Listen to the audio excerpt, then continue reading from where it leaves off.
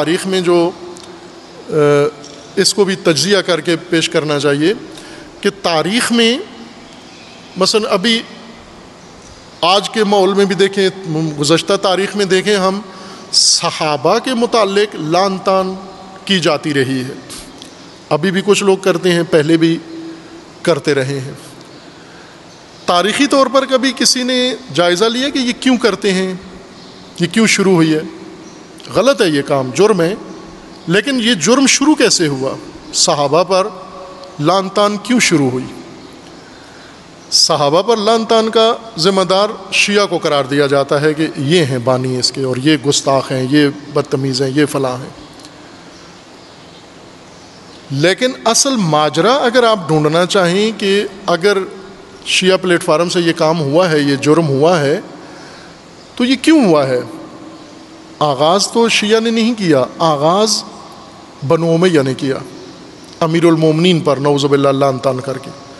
تاریخ بھری ہوئی ہے، سنی تاریخ میں بھی لکھا ہے، شیعہ تاریخ میں بھی لکھا ہے، ہر طرح کی تاریخی حوالہ اس کا مستند ہے۔ 100 سال تک یہ لعن طعن کرتے رہے، اور اموی خلیفہ عمر ابن عبدالعزیز وہ آئے، انہوں نے آ کر بند کروائی ہے کہ یہ جائز نہیں ہے، ناجائز ہے، جرم ہے یہ امیر المومنین پر لعن طعن۔ سرکاری سطح پر حکومتی سرپرستی میں یہ کام ہوتا رہا، امیر المومنین پر لعن طعن۔ اب ظاہر ہے کہ مقابلے میں جو لوگ تھے ان کے پاس حکومت تو نہیں تھی، تو وہ پھر اپنی محفلوں میں جوابی کارروائی کرنا شروع کر دی تلافی کرنے کے لیے، کہ بنو امیہ، اصل تو بنو امیہ کو روکنا چاہیے تھا۔ اس وقت جو موجود تھے شیعہ، ان کو چاہیے تھا کہ وہ قیام کرتے، وہ میدان میں آتے اور بنو امیہ کو اس جرم سے روکتے ہر قیمت پر۔ مثلا کوفہ میں شیعہ ہیں، اور کوفہ میں ہی لعن طعن بھی ہوتی ہے، حکومتی سرکاری دفتر، سرکاری جمعہ، اور سارے لوگ اس کے اندر، امیر المومنین پر کھلے عام لعن طعن ہوتی تھی نعوذ باللہ۔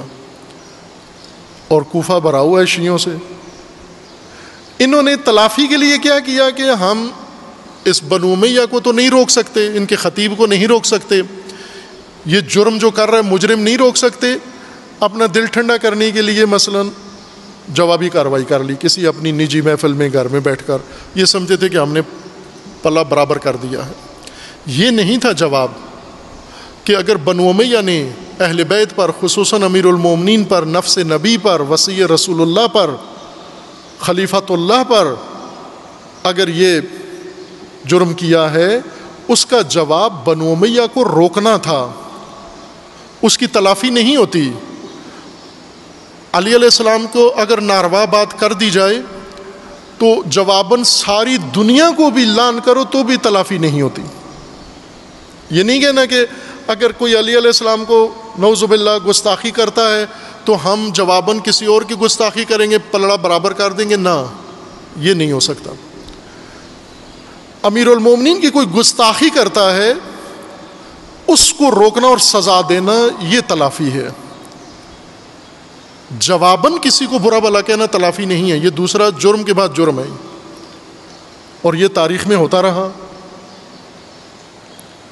اسی طرح سے ہوتا رہا کہ انہیں پتہ تھا بنو امیہ کہ ہم یہ کریں گے، جواباً یہ جواب آئے گا، اور اس طرح ایک فرقہ واریت کا ماحول پیدا ہوگا اور وہ اپنے مقاصد سیاسی حاصل کر لیں گے۔ آج دوبارہ وہی کام پھر شروع ہوا ہے۔ حضرت زہرا کا احترام اہل سنت کے ہاں اتنا ہی ہے جتنا شیعہ کے ہاں ہے۔ اکابرین اہل سنت کے، کتابیں اہل سنت کی، امام رازی اہل سنت کے سب سے بڑے عالم، جید عالم، 1000 سال پہلے کے، وہ امام رازی جو ہر چیز میں شک کرتے ہیں، کسی چیز کو چھوڑا نہیں انہوں نے جس میں شک نہ کیا ہو، لیکن جب عصمت حضرت زہرا پہ پہنچے ہیں تو وہاں پر پوری دلیری کے ساتھ کہا ہے کہ قرآنی آیات کی گواہی کے مطابق حضرت زہرا مقام عصمت پر فائز ہے۔ یہ اہل سنت کے وہ عالم جو شکاک ہیں، جو ہر چیز میں شک کرتے ہیں۔ اسی طرح ایک سے بڑھ کر ایک علماء اہل سنت ہیں۔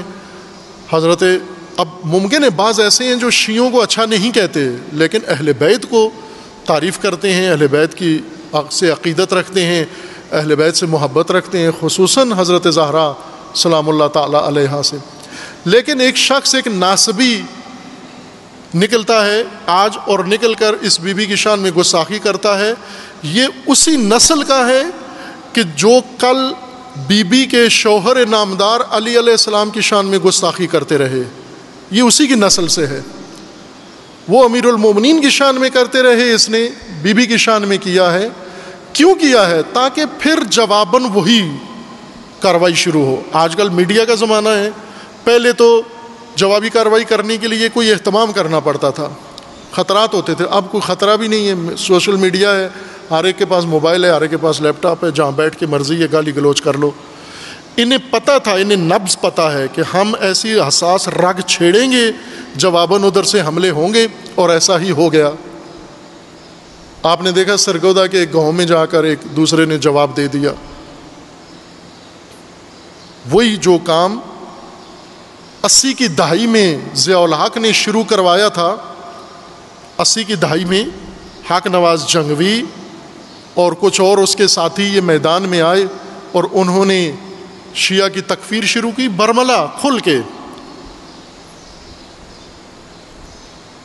جوابی کاروائیاں کیسے ہوتی تھیں؟ جوابی بجائے اس کے کہ اس کے اوپر قانونی چارہ جوئی کرو، اس کو روکو، اس کے کوئی سد باب کرو، وہ یہ کہ کسی اور جگہ بیٹھ کر ہم کسی اور کو گالی دے دیں۔ یہ نہیں ہوتا طریقہ، یہ دشمن ہی کی چال ہے۔ یعنی دشمن یہ چاہتا ہے کہ وہ ایک بات کرتا ہے تاکہ دوسری آپ کریں، پھر تیسری وہ کرے گا، پھر چوتھی آپ کریں، پھر اس سے ایک فتنہ اٹھے گا جو قابو سے باہر ہوگا۔ ظاہر ہے جب دونوں طرف سے دل آزاری ہوگی، دونوں طرف سے گستاخی توہین ہوگی، تو پھر عوام لا تعلق لوگ بھی بھڑک اٹھیں گے اور ملک کے اندر پہلے سے زیادہ بڑا فتنہ اور فساد، دہشت گردی کے ساتھ ساتھ آپ توجہ کریں کہ یہ ٹائم ایسا رکھا گیا ہے پاکستان کے اندر کہ ایک طرف سے دہشت گردی اور ایک طرف سے فرقہ واریت، دونوں کو ساتھ ملا کر پاکستان کے لیے یہ نقشہ بنایا گیا ہے۔